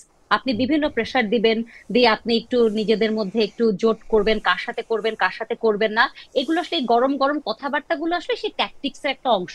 সেটাকে আমি খুব একটা সিরিয়াসলি নেই না। এটা আমার মনে হয় নির্বাচন আগে বাংলাদেশের এটা একটা কালচার যে এই ধরনের ঘটনা ঘটে থাকে। যে জায়গাটিতে আপনি বলছিলেন যে বিভিন্ন ধরনের দখলদারিত্বের আহ, আহ, যে অর্থ কেলেঙ্কারি হতে পারে বা চাঁদাবাজি হতে পারে, সেই জায়গাটা আসলে আমার মনে হয় যে দীর্ঘ সময় যেহেতু আওয়ামী লীগ ছিল, অন্যান্য দলের যারা রাজনৈতিক নেতৃবৃন্দ বা কর্মীরা তারা তো আসলে নিষ্পেষিত হয়েছে, তারা আসলে আহ ক্ষমতার এই দিকে আসতে পারেননি। কাজে অনেকদিন পরে আপনি যখন অনেকক্ষণ না খেয়ে থাকবেন, তারপর আপনি আপনার সামনে যখন খাবার দিবে, আপনি কিন্তু একটু বেশি খেয়ে ফেলবেন বা আমি কিন্তু একটু বেশি খেয়ে ফেলবো। খাওয়ার পরে কিন্তু গিয়ে হজমটা হবে, কিন্তু খাওয়ার সময়ে কিন্তু সেটা আমরা বুঝতে পারি না। তো এখন আসলে জুলাই আন্দোলনের পর থেকে দেখবেন যে অনেকের মধ্যেই সেই যে অনেক দিন ধরে তারা চাঁদাবাজি করতে পারছিল না, ক্ষমতার মধ্যে আসতে পারছিল না, ক্ষমতার বল এটা ব্যবহার করতে পারছিল না, সেজন্য তাদের মধ্যে একটা, অনেকের মধ্যে দেখা গেছে যে এই ধরনের একটা দখলদারিত্বের একটা বিষয় রয়ে গেছে। আর তৃতীয়ত যেটি বলছেন যে নারীর প্রতি সহিংসতা, শিশুর প্রতি সহিংসতা, মানুষকে ধরে মেরে ফেলা, নদীতে লাশ পড়ে থাকা, এটা তো আমি একেবারেই বলবো যেটা সরকারের ব্যর্থতাই হবে। কারণ জনগণের জানমালের নিরাপত্তা রক্ষা করার দায়িত্ব তার রাজনৈতিক দলগুলোর না, সেটা একনিষ্ঠ দায়িত্ব হচ্ছে সরকারের। কাজে সরকার এখানে বলতে পারে যে পুলিশ এখনো গুছিয়ে ওঠেনি বা দেশের একটি ক্রান্তিকালীন সময়ে যাচ্ছে, যেটাই হোক 1 বছর কিন্তু চলে গিয়েছে, কিন্তু এখনো যদি আপনি জরিপগুলো দেখেন, পরিসংখ্যানগুলো দেখেন, আপনি দেখবেন যে নারী ও শিশুর প্রতি সহিংসতা, মাজার ভাঙা, আজকেও কোথায় দেখলাম যে আমার জায়গাটির কথা মনে নেই, মাইকে বলে তারপরে 4টি না 5টি মাজার ভাঙা হয়েছে। এখন পর্যন্ত প্রায় 1.5 শতাধিক মাজার ভাঙা হয়েছে। এখন পর্যন্ত অনেক ধরনের ঘটনা ঘটেছে, তৌহিদি জনতা, মব, সন্ত্রাস, এগুলো নিয়ে আমরা অনেক কথা বলেছি। এটা তো আসলে সরকারের ব্যর্থতা, এটা নিতে হবে, কিচ্ছু করার নেই। আমি যদি সরকারে থাকতাম তাহলে আমাকেও এই কথাটি শুনতে হতো। আমি যখন এখন এদিকে আছি, আমাকে আসলে সেই সত্যিটাই বলতে হবে যে এগুলো আসলে নিয়ন্ত্রণ করবার দায়িত্ব একেবারেই সরকারের। এটা যদি বেড়ে যায় এই অপরাধগুলো, সেটা আমাকে বলতে হবে সেটা সরকার ঠিকভাবে সেটিকে আসলে মেইনটেইন করতে পারেনি। ওকে, এখন আমি একটু প্রেস সেকশনের ব্যাপারটার মধ্যে আসি। আমরা কিন্তু অঙ্ক করে বুঝতে পারি দেশে যখন এরকম খারাপ অবস্থা হবে তখন প্রেস সচিব বলছেন যে এমনকি ওই যে মাজার হামলার ঘটনাটাতেও বা অন্য কোনো নাশকতার ঘটনাটাতেও, যেমন লন্ডনের ঘটনাতেও প্রেস সচিব বা প্রেসের পক্ষ থেকে বলা হচ্ছে যে এটা আওয়ামী লীগ যারা ঘনিষ্ঠ আছেন তারা করতেছেন। আমাদেরও তো এটা মনে হয় যে এতে করে তো আসলে আওয়ামী লীগেরই লাভ হইতেছে। আপনি ওইরকম মনে করেন না যে এই কাজগুলিতে যেহেতু আওয়ামী লীগ বেনিফিটেড হইতেছে, অপরাধ বিজ্ঞানের সেই থিওরিতে যে মোটিভ যার অপরাধ তার, তো সেই মোটিভটা তো আওয়ামী লীগেরই, তাই না? আর কার না হবে? আসলে মানে সরকারের বা আপনি বিএনপির কারোই তো কোনো লাভ নাই। না, আপনি একটু আগে যেটা বললেন না যে বাইনারির ওই রাজনীতিটা এখনো আছে কিনা, আসলে আছে। কিন্তু যেমন আপনার সাথেই গত সপ্তাহে দেখলাম যে ডক্টর জাহিদুর রহমানকে নিয়ে উনি ইসলাম নিয়ে কিছু কথা বলছেন, এরপরে দেখলাম ওনাকে নিয়ে অনেক ধরনের মেম হচ্ছে, অনেক ধরনের ভিডিও হচ্ছে, নাস্তিক, এগুলো হচ্ছে। এগুলো এই ট্যাগ দেওয়ার রাজনীতি থেকে আসলে কিন্তু আমরা বের হয়ে আসি নাই। আর দ্বিতীয় যে কথা আপনি যেটি বলছেন যে আওয়ামী লীগের লাভ হবে, আওয়ামী লীগ তো এখন আসলে ফর্মালি দেশে নাই। তারপরেও আপনি যদি মনে করেন তারা নির্বাচন যেন না হয় বা বিশৃঙ্খলা সৃষ্টির চেষ্টা করে, যে কোনো বিরোধী দলই তো আসলে সেটি চেষ্টা করে। যখন আওয়ামী লীগ সরকারে ছিল তখন কি বিরোধী দল চেষ্টা করেনি অরাজকতা তৈরি করার, বিশৃঙ্খলা তৈরি করার? এটা তো একটা নর্মাল ট্যাকটিক্স। কাজে এখানে কে লাভ হবে কার ক্ষতি হবে সেটি না দেখে আমি দেখবো যে সরকার আসলে এটিকে কতখানি নিয়ন্ত্রণ করতে পারছে। সরকার যদি সেটিকে নিয়ন্ত্রণ করতে না পারে, সেক্ষেত্রে আসলে এর উপরে তার উপরে দোষ দিয়ে আসলে সেটা আসলে খুব একটা কার্যকরী ভূমিকা পালন করবে না। আমি যদি ধরেও নেই আওয়ামী লীগ করছে, তার তাহলে কি হবে? তাহলে তো তার মানে তো এই না যিনি খুন হচ্ছেন, যিনি ধর্ষণ যাকে করা হচ্ছে, সেক্ষেত্রে তো আসলে সেটি পরিবর্তন হয়ে যাচ্ছে না চিত্রটি। এই ক্ষেত্রে সরকারের একটু দুর্বলতা রয়েছে কিনা সেটি নিয়ে নিশ্চয়ই প্রেস, আমাদের যে সহকারী প্রেস সচিব, সিনিয়র সহকারী প্রেস সচিব রয়েছেন তার কাছ থেকে আমরা শুনবো। আমরা মানে আমি জানি যে প্রেস সেকশনে কাজ করা আসলে নিশ্চয়ই খুব কঠিন। যেমন ধরেন আজকে যে কথাটি আলোচিত হচ্ছে, আমি জানি যে আপনি কিন অবজারভার, শুধু এখন সরকারি কাজ করছেন বলে তাই না, আপনি এগুলি খেয়াল করেন, আপনি এগুলি জমিয়ে রাখেন, এক ধরনের গ্রন্থনা করেন, এবং আপনার কাজ আমি আসলে খুবই পছন্দও করি। তো এই যে মন্ত্রীপাড়ায় নাসিরুদ্দিন পাটোয়ারির গোপন মিশন অপারেশন ছাগল, মানে আসিফ নজরুলের ছাগল চুরি করে জনাব নাসিরুদ্দিন পাটোয়ারি এবং জনাব রিফাত রশিদ মানে খেয়ে ফেলছেন না নিয়ে গেছেন না মজা করছেন বুঝি নাই। আমি এইটা বুঝছি জনাব রিফাত রশিদ এনসিপির আরেকজন নেতা, তিনি এটাকে খুব ডিনায়ও করেন, তিনি বলছেন যে হ্যাঁ আমরা এটা করছি, আমরা এটা মজা করে এটা করছি। এইটা আসলে মানে প্রেস, আপনি আমাদের যদি একটু একাডেমিক ভাবে একটু বলতেন যে প্রেস সেকশনে এইসব জিনিস আপনারা কিভাবে ডিল করেন, মানে একজন উপদেষ্টা যারা না, আমরা খালিদ ভাই আপনার জন্য বলি, এটা আমরা ডিল করি না, মানে এটা আমরা জাস্ট শুনলাম, বা আপনি যেরকম একটা খবরে দেখলাম, এর থেকে বেশি প্রেস সেকশনের এখানে কোনো দায়িত্ব আছে বলে আমরা মনে করি না। সো এইটা নিয়ে আমাদের ডিল করার কিছু নেই। তো এতটুকু বলতে পারি, প্রেস সেকশনের কেউ কোথাও দাওয়াত পায়নি। হ্যাঁ, সো এইটা নিয়ে এর চেয়ে বেশি খুব সিরিয়াস কমেন্ট করার মতো ঘটনা এটা আমার কাছে না আসলে। আচ্ছা, আমি কতটা সত্য কতটা মিথ্যা কতটা সিরিয়াস এটা বোঝা খুব মুশকিল। আমি জানি না, আমি শুধু এটার মধ্যে যেহেতু বাংলা আউটলুকের রিপোর্টটার মধ্যে যে দুইজন সেই ছাগল জনাব নাসিরউদ্দিন পাটোয়ারি এবং জনাব রিফাত রশিদের একজনের কোটেশন আছে, সেই জন্য আমি এটাকে একটু, আমার প্রশ্নের একটা দ্বিতীয় ভাগ আছে। দ্বিতীয় ভাগটা হচ্ছে যে আমি কিন্তু আপনারা প্রেস সেকশন থেকে কি করেন, মানে এই প্রেস উইং কি করেন সেটার আমি একজন নিবিড় পাঠক দর্শক এরকম বলা যেতে পারে। তো আমার হিসাব মতো আমার হিসাবে কিছু ভুলচুক হইতে পারে যে আপনাদের 22 জনের মতো উপদেষ্টা রয়েছেন, 25 জন, আরো 3-4 জন 5 জন মানে উপদেষ্টাদের সহকারী বা প্রতিমন্ত্রী পর্যায়ের রয়েছেন। আমি ধরে নেই যে এদের মধ্যে সংখ্যাটা যদি 30 জন হয়, কোন উপদেষ্টার বা প্রধান উপদেষ্টা বাদে কোন ঘটনা বা কোন অফিস নিয়ে আপনারা কথা বলবেন সেটা কে ঠিক করে দেয় আসলে? এটা কি প্রধান উপদেষ্টা নিজে ঠিক করেন নাকি প্রেস সচিব ঠিক করেন, বা আপনারা কিভাবে ঠিক করেন, মানে এটার সায়েন্সটা কি? না দেখুন, প্রথম হচ্ছে প্রধান উপদেষ্টা দপ্তর, ওনার অধীনস্থ যে সমস্ত দপ্তর আছে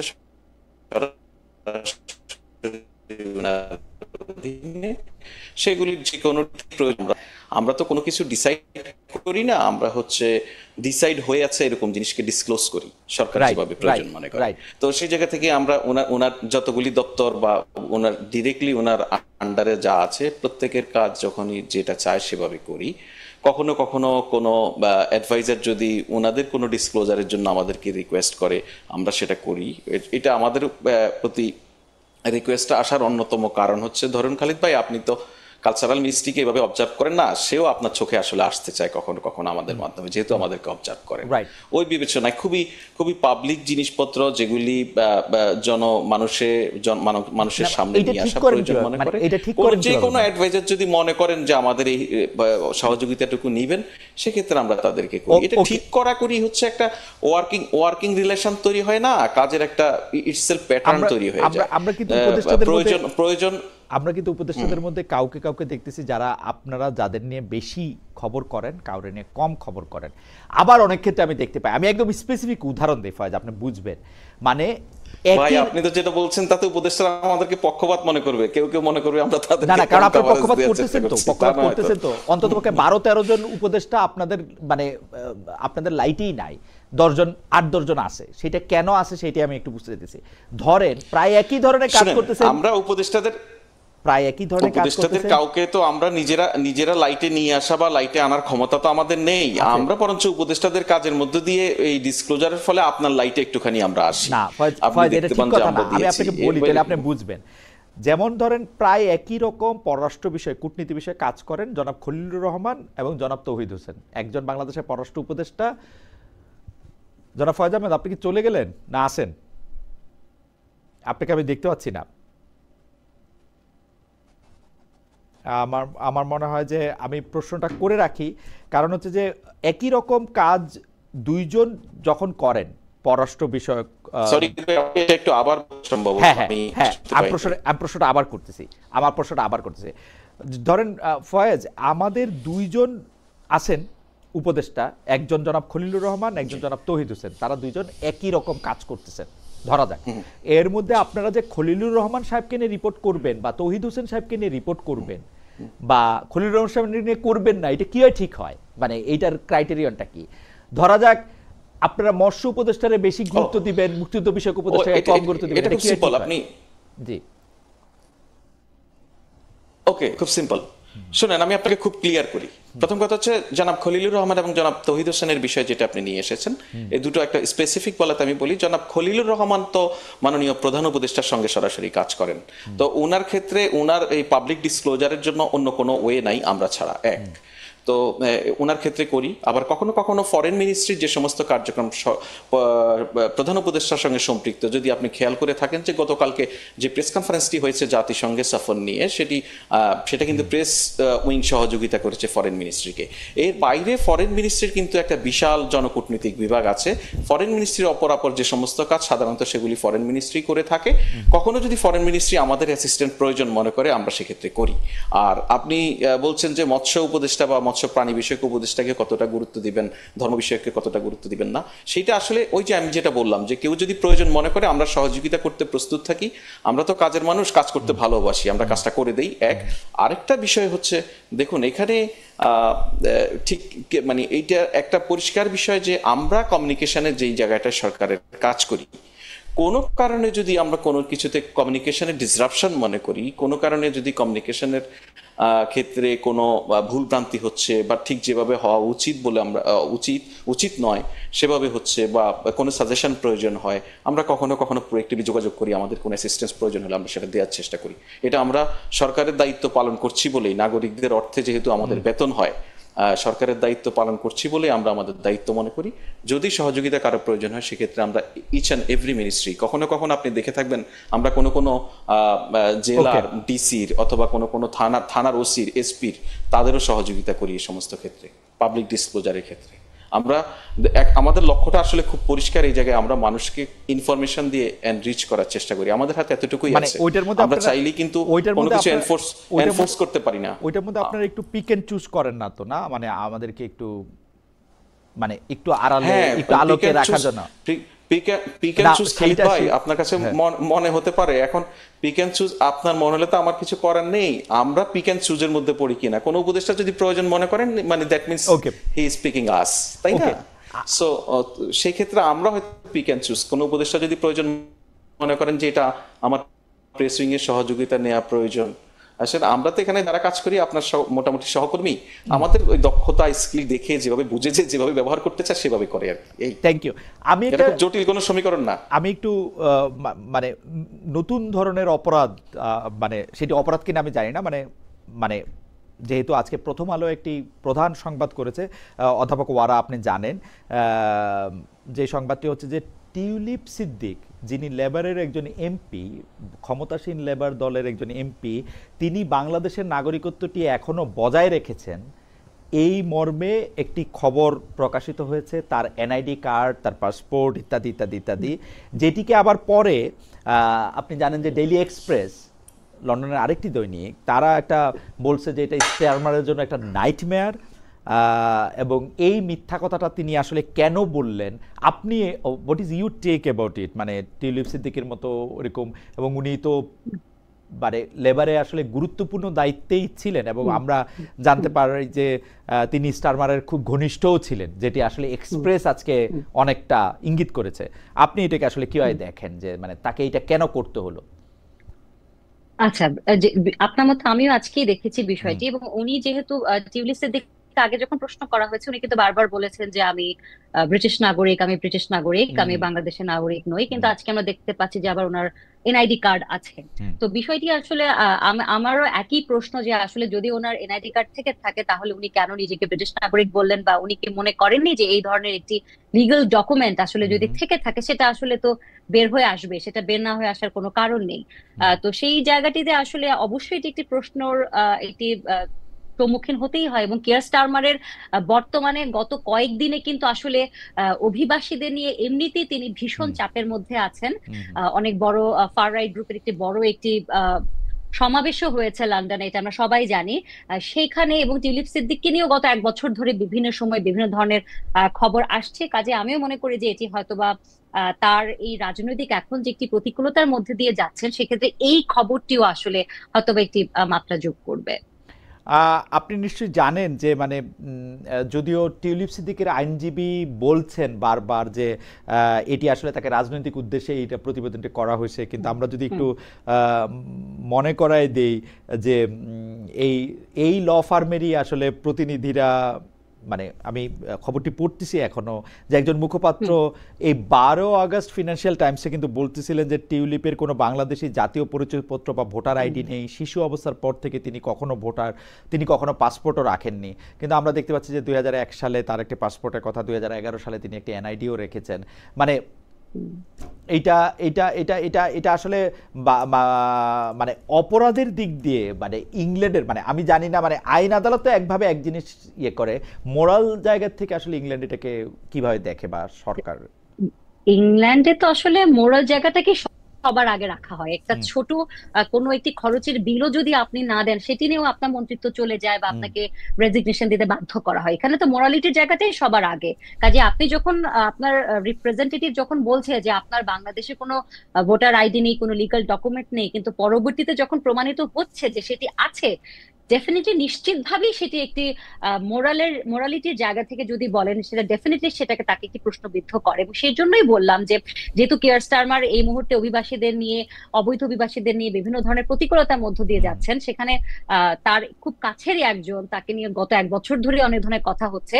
কাজে এই যে উনি একটি লিগাল ডকুমেন্ট আছে কিন্তু উনি বলেছেন নেই, এটা তো ডেফিনেটলি তার একটি অ্যাকাউন্টেবিলিটি, ট্রান্সপারেন্সি জায়গায় অবশ্যই একটি প্রশ্নের মুখোমুখি দাঁড় করায়। অথবা করা, আপনাকে ধন্যবাদ। আমার কতগুলি, মানে আমি যেহেতু টাইম ম্যানেজমেন্ট আজকে ফেল করছি, কারণ হচ্ছে জনাব ফয়েজ আহমেদের সাথে কিছু টেকনিক্যাল আলাপ করতে গিয়া। জনাব ফয়েজ, আপনি যদি একটু দ্রুত একটু অ্যাড্রেস করেন তাহলে আমার জন্য একটু ভালো হয় আর কি, মানে এই টাইম ম্যানেজমেন্টের অকৃতকার্যতা একটু দূর হয়। সেটা হলো, জনাব আহমেদ, এই জাতীয় নির্বাচনের আগে জুলাই সনদ বাস্তবায়ন, প্রয়োজনে নতুন সংবিধান করা, পিআর জাতীয় পদ্ধতিতে নির্বাচন দাবিতে বলা যায় জামায়াতের নেতৃত্বে বিভিন্ন ধর্মভিত্তিক দল আজ থেকে মাঠে নেমেছে।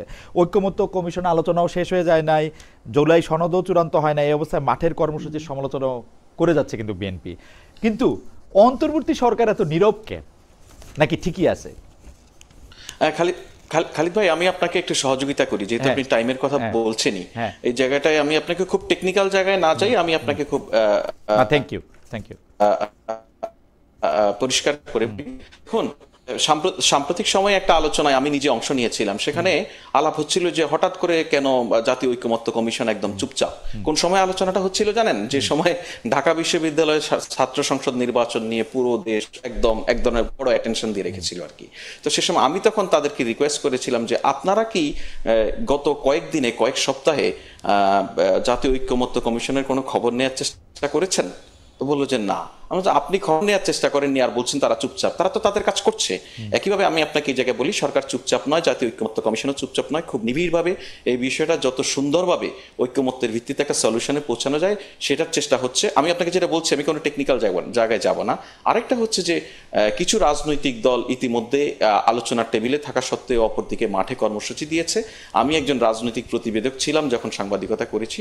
আমার অভিজ্ঞতা হচ্ছে যে রাজনীতিতে এইটা খুব বেশি যে নতুন জিনিস তা নয়। রাজনীতিতে অনেক সময় টেবিলের আলোচনার পাশাপাশি মাঠেও সক্রিয় থেকে বোঝানো হয় সেই দাবি পক্ষের যৌক্তিক বা চাপ যে জনভিত্তি রয়েছে সেটা বোঝানোর একটা চেষ্টা। আমি পলিটিক্যালি এটাকে আন্ডারস্ট্যান্ড করি যেভাবে, এটা একটা বিষয়। আর আপনাকে একটা আমি আশার খবর বলি, সেটা হচ্ছে যে আমার যতটুকু আন্ডারস্ট্যান্ডিং, জাতীয় ঐক্যমত্য কমিশনের কাজ দেখা বা তাদের সঙ্গে পলিটিক্যাল পার্টিগুলির আন্ডারস্ট্যান্ডিংয়ের জায়গা, নিয়মিত যোগাযোগের জায়গা, তার ভিত্তিতে আমি বিশ্বাস করি আমাদের সবগুলি রাজনৈতিক দল তাদের জায়গা থেকে কিছু ছাড় দিবে।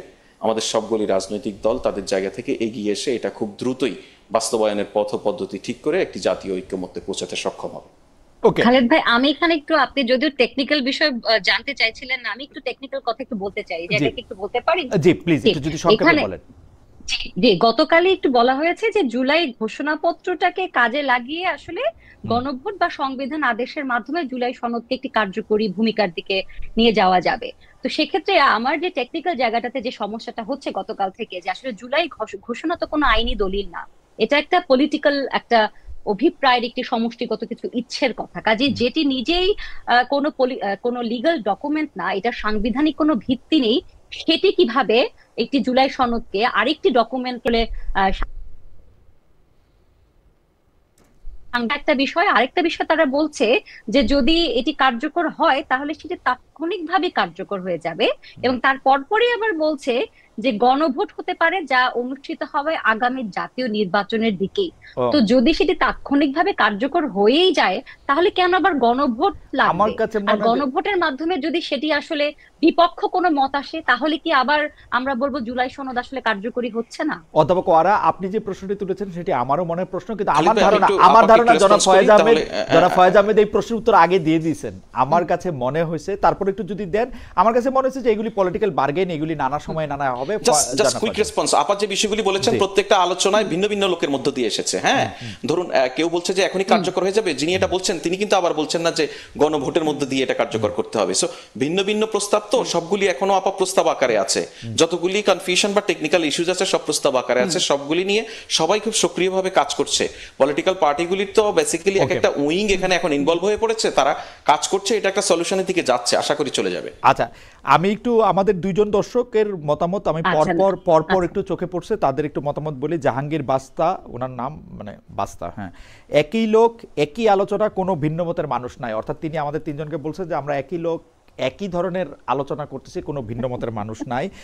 আর তারপরেই একজন প্রশ্ন করেছেন, এই প্রশ্ন আমার জন্য। খালেদ ভাই, লোকে বলে আপনি আওয়ামী লীগের পক্ষে, এ কথা কতটুকু সত্য? ভাই আপনিও বলেন যে আমি কতটুকু সত্য, এটার আমি কি বলবো। আমি প্রশ্নটা করি জনাব ফয়েজ আহমেদ। প্রশ্নটা হচ্ছে যে সম্প্রতি প্রধান উপদেষ্টা প্রেস সচিব জনাব শফিকুল আলম অনেকটা সরকারের ভাষ্য হিসেবেই বলেছেন পৃথিবীর কোনো শক্তি ফেব্রুয়ারি জাতীয় নির্বাচন ঠেকিয়ে রাখতে পারবে না। সেই বক্তব্যে তিনি কার্যক্রম নিষিদ্ধ থাকা আওয়ামী লীগের সাম্প্রতিক ঝটিকা মিছিল নিয়েও কথা বলেছেন। এই প্রশ্নটি আসলে জনাব অধ্যাপক ওয়ারাও একটু নিশ্চয়ই বলবেন। নির্বাচন আয়োজনে তার বক্তব্য কি আওয়ামী লীগের প্রতি হুঁশিয়ারি, নাকি জুলাই মিত্রদের মধ্যে যারা নির্বাচনে অনাগ্রহী তাদেরকে আকৃষ্ট করার জন্য? তা আপনারা কি মনে করতেছেন যে আওয়ামী লীগ আসলে ইলেকশনটা পিছাতে চাইতেছে অ্যাক্টিভলি? হ্যাঁ, এটা আমরা শুধু মনে করছি না, নানানভাবে আমরা এরকম গোয়েন্দা তথ্য পাচ্ছি, নানানভাবে তাদের কার্যক্রমের মধ্যে প্রতিফলিত হচ্ছে। আওয়ামী লীগ এবং আওয়ামী লীগের সঙ্গে নানানভাবে সহযোগিতা করে এমন নানান স্বার্থান্বেষী অংশই কিন্তু নির্বাচনটাকে পিছিয়ে দিতে চায়। আমি আপনাকে খুব করে বলি যে যখন এই সরকার দায়িত্ব গ্রহণ করেছিল তার পরপরই আওয়ামী লীগ কিন্তু খুব নির্বাচন চেয়েছিল। কোনো এক কারণে এখন আওয়ামী লীগ মনে করছে নির্বাচনটা হওয়া প্রয়োজন নেই, নির্বাচনটা বানচাল হওয়া জরুরি। অর্থাৎ দেশের মধ্যে একটা অস্থিতিশীল অবস্থা আপনারা যেন দলটাকে নিষিদ্ধ করে দিচ্ছেন, আপনারা দলটাকে সৃষ্টি নিষিদ্ধ হয়। করে দিচ্ছেন। তারা দল কিন্তু নির্বাচন নিষিদ্ধ করতে না, চায়। দলের কার্যক্রম ইলেকশন নিষিদ্ধ। কি হ্যাঁ, নিতে পারবে? আর ফয়েজ, আপনি আমার চেয়ে ভালো খালিদ ভাই, জানেন, ইলেকশন কি নিতে পারবে, খালিদ- করতে পারবে? দল নিষিদ্ধ নাকি খালিদ বললে? ভাই, খালিদ ভাই, আমি আপনাকে বলি, আপনি হ্যাঁ। ইলেকশন করতে পারবে কিনা সেটার একটু উত্তর দিব। আর দল হিসেবে যেটা নিষিদ্ধ বলছেন, আনফরচুনেটলি এটাকে আমি আমার সরকারের প্রতিনিধিত্ব করছি হিসেবে ধরবেন না। ধরুন আমি একজন নাগরিক হিসেবে বলি, হ্যাঁ, আওয়ামী লীগ কি আসলে কোনো দল, মানে রাজনৈতিক দল? এই বিষয় নিয়ে অনেক না না, প্রশ্ন আছে। সেইটা তো আওয়ামী আলাদা লীগ করে, যে সেটা নিয়ে তো আলাদা করে আলোচনা দিয়ে করতে পারি। এসেছে, কিন্তু আমি আপনি সেজন্য যেহেতু বলছি, বললেন যে আগে নির্বাচন করতে চাইছিল, এখন নির্বাচন করতে চায় না, এখন চাইলেও তো পারবে না। পারবেন কিনা এখন সেই চাইলেও তো পারবে প্রশ্নের না। জবাবে যদি নির্বাচন পর্যন্ত মানে নির্বাচন অনুষ্ঠান করা এই সরকারের পক্ষে সম্ভব হবে কিনা, যদি প্রশ্নটা আপনার এরকমই আমি বুঝে থাকি, সেক্ষেত্রে আমি বলবো নির্বাচন অনুষ্ঠানের ক্ষেত্রে দেখুন, মানে এটা অনেক বড় উদাহরণ বা এটা জাতীয় রাজনীতিতে অনেক বেশি প্রভাব তৈরি করতে পারে বলে আমি ব্যক্তিগতভাবে মনে করি না। তারপরেও এটা একটা ছোট হলেও একটা এক্সাম্পল। ঢাকা বিশ্ববিদ্যালয়ের যে ভোট কাস্টিং বা জাহাঙ্গীরনগর বিশ্ববিদ্যালয়ে যে ভোট কাস্টিং, সে কিন্তু 70% এবং 80%-এর কাছাকাছি। দেশের নাগরিকদের মধ্যে কিন্তু ভোট নিয়ে ব্যাপক আগ্রহ রয়েছে। একটি সুষ্ঠু ভোটের জন্য সবচেয়ে বড় নিয়ামক হচ্ছে ভোটাররা যদি সক্রিয় থাকে, প্রার্থীরা যদি ভোটারদেরকে আকৃষ্ট করতে পারে, অটোমেটিক্যালি একটা ভিজিবিলিটি তৈরি হয়ে যায়। সেটা যে সমস্ত গ্রুপ বা যে সমস্ত স্বার্থনীতি মহল নির্বাচনকে বানচাল করার চেষ্টা করবে, সেটা ভেস্তে যাবে। ওকে, এই প্রসঙ্গে অধ্যাপক আর আপনি কিছু বলবেন? মানে কেন উনি জনাব শফিকুল আলম বলছেন যে আওয়ামী লীগ ইলেকশন ঠেকাইতে চায়, আপনি ওইরকম মনে করেন কিনা? এক্স্যাক্টলি, আমি এবং সেটা আমার আলোচকও বললেন, কিন্তু আমার কথা হচ্ছে আওয়ামী লীগ কি কোথাও তাদের কোনো ওয়েবসাইটে কোথাও এই ধরনের কোনো কথা বলেছে যে আমরা চাই নির্বাচন না হোক, আমরা নির্বাচনকে বানচাল করে দিতে চাই? বলেছেন অফিসিয়াল আনঅফিসিয়াল বলা যাবে না। শেখ হাসিনা যিনি পালিয়ে ভারতে অবস্থান করছেন, তিনি কিন্তু সেখান থেকে নানান সময় নানান হুঙ্কার দিচ্ছেন। তিনি সাম্প্রতিক একটি বক্তব্যে আমরা যেটা দেখেছি, তিনি বলেছেন যে প্রফেসর ইউনূসের অধীনে কোনো নির্বাচন হবে না। ওকে, মানে আওয়ামী লীগের বক্তব্য হিসেবে যদি আওয়ামী লীগের বক্তব্য, এখনো সে ধরনের পাওয়ারফুল একটি জায়গায় আছেন যে তার বক্তব্যটিকে আপনি কিছু মনে করবেন, আপনি তো অপরাধ বিজ্ঞানের শিক্ষক, আমি মনে করা দিয়ে কিছু বলতে চাই না। আমি প্রতিটি হ্যাঁ, ছোট হ্যাঁ। এবং বড় তাহলে থ্রেটকেই জি, বলেন বলেন। স্বাভাবিকভাবে আইন শৃঙ্খলা বাহিনী যেভাবে অ্যানালিসিস করে তাদের যে ধরনের মেকানিজম তৈরি করা দরকার, তাদের যে ধরনের হ্যাঁ, প্রস্তুতি থাকা দরকার, সেভাবেই নিবে বলেই মনে থ্রেট করি। তো থাকতেই পারে, যে কোনো নির্বাচনের আগে এক্স্যাক্টলি, থ্রেট থাকতেই এক্স্যাক্টলি, পারে। আমি আপনার সঙ্গে একমত। সেটাই হ্যাঁ, বলছি যে একটু হ্যাঁ, থ্রেট থাকতেই পারে। আর কেউ ষড়যন্ত্র করতেই পারে, কেউ অনেক ধরনের থ্রেট দিতেই পারে, কিন্তু সেটিকে আসলে না কেন্দ্র করে একটি মানে মন্তব্য যখন আসে, তখন আমার আসলে কাছে মনে হয় যে বিষয়টাকে আপনারা অনেক সিরিয়াসলি না নিচ্ছেন। না আমার সেই কাছে জায়গাটিতে আমার কাছে আমরা মনে হয় আগামী আমার মনে হয় যে নির্বাচনের জন্য অধ্যাপক যতগুলি ঘটনা, ছোট থ্রেট বড় থ্রেট, সবগুলিকে সিরিয়াসলি নিচ্ছি। ওকে, ঠিক আছে, ছোট থ্রেড বড় থ্রেডের মধ্যে আমরা এখন নির্বাচনের বিষয় এখন খুব যারা serious। জামায়াতে ইসলামী যখন পিআর বা অন্যান্য বিষয় নিয়ে আসলে আন্দোলনে যাচ্ছে, বলতেছে আগের নির্বাচন মানে গণভোট না করে জাতীয় নির্বাচন করা যাবে না, তাদেরকেও আপনারা মনে করেন যে এটা আসলে আওয়ামী লীগকে ফেসিলিটেট করার জন্য তারা করতেছে, নাকি আওয়ামী লীগ যে নির্বাচনটা বানচাল করতে চায় এটা তারা বুঝতেছে না? আপনি গোয়েন্দা সংস্থার কথাও বলতেছিলেন, ফয়েজ আহমেদ। হ্যাঁ, যে দেখুন, আওয়ামী লীগ নির্বাচন বানচাল করতে চায়, এটা আমি বোধ করি আমাদের দেশের সবগুলি ক্রিয়াশীল গণতান্ত্রিক রাজনৈতিক দল বোঝে, এবং বোঝে বলেই আপনি যদি এই যে জামাত সহ বেশ কিছু ইসলামিক রাজনৈতিক দল এখন যুগপৎভাবে পিআর পদ্ধতির দাবিতে আন্দোলন করছে, আপনি একই সঙ্গে দেখুন তারা কিন্তু আলোচনার টেবিল থেকে নিজেদেরকে প্রত্যাহার করে নেয়নি, তারা আলোচনায়ও আছে। অর্থাৎ গণতান্ত্রিক প্রক্রিয়ায় যা যা হওয়া দরকার তার মধ্যেই আছে, এবং আমরা এই সরকার যেভাবে পরিচালিত হয় তার একটা অন্যতম ধরন হচ্ছে রাজনৈতিক দলগুলির সঙ্গে প্রকাশ্য অপ্রকাশ্যে নানান ধরনের যোগাযোগের ভিত্তিতেই হয়। সেক্ষেত্রে আমাদের কাছে এখন পর্যন্ত রাজনৈতিক দলগুলি থেকে এমন কোনো বার্তা নেই যে বার্তার ফলে আমরা মনে করি এই এক্সিস্টিং পলিটিক্যাল পার্টিগুলির কেউ না কেউ নির্বাচনের জন্য বাধা হয়ে উঠতে পারে। ওকে, সর্বশেষ প্রসঙ্গ, এই প্রসঙ্গের মধ্যে অধ্যাপক ওয়ারার কাছ থেকে আমরা শেষ কথা শুনবো। আমি জনাব ফয়েজের কাছে একটু শুনতে চাই যে ভারতের সাথে এই সরকারের সম্পর্ক নিয়ে আমরা নানা ধরনের কথা শুনতেছি। এক হচ্ছে যে এই সরকার আসলে ভারতের মতোই মানে আওয়ামী লীগের মতোই আসলে ভারতের সাথে এক ধরনের কি বলবো তেলতেলে সম্পর্ক বজায় রেখেছে, এক ধরনের অনুগামিতার সম্পর্ক বজায় রেখেছে, সীমান্তে হত্যা থামে নাই, পুশিন চেষ্টা আছে, রপ্তানি বাণিজ্যে নানা ধরনের বাধা আছে, আদানির বিল বেশি করে দেওয়া হইতেছে, যেটা আগেও দেওয়া হইতো, ইলিশ মাছ পাঠানো হইতেছে, আম পাঠানো হইতেছে। ডক্টর ইউনূস শেখ হাসিনার মতোই এর মানে আওয়ামী লীগের আমলে যেসব চুক্তিগুলি শেখ হাসিনা করেছিলেন বলে বলা হয়েছে তার একটাও কোনো প্রকাশ্যে আনা হয় নাই, বাদ করা তো অনেক দূরের কথা। আপনাদের আসলে এই ব্যাপারে কি অবস্থান? আমি এই সমস্ত বিষয়ে খালিদ ভাই একটা ছোট্ট উদাহরণ দিলে সম্ভবত আপনার এবং আপনার দর্শকদের কাছে পরিষ্কার হয়ে যাবে। একটু আগে একজন দর্শক আপনাকে কমেন্ট করেছে না যে খালিদ ভাই আপনাকে আওয়ামী লীগ মনে করা হয়, আপনি আসলে আওয়ামী লীগ কিনা? এটা অনেকটা এরকম আমাকে আওয়ামী লীগ মনে করা হয়। আর আরেকটা বিষয় সেটা বলেন, বলছে যে আপনি কতটা আওয়ামী লীগ না কি জানি। ও আচ্ছা, হ্যাঁ হ্যাঁ হ্যাঁ, কাছাকাছি, ঠিকই বলছেন, রাইট।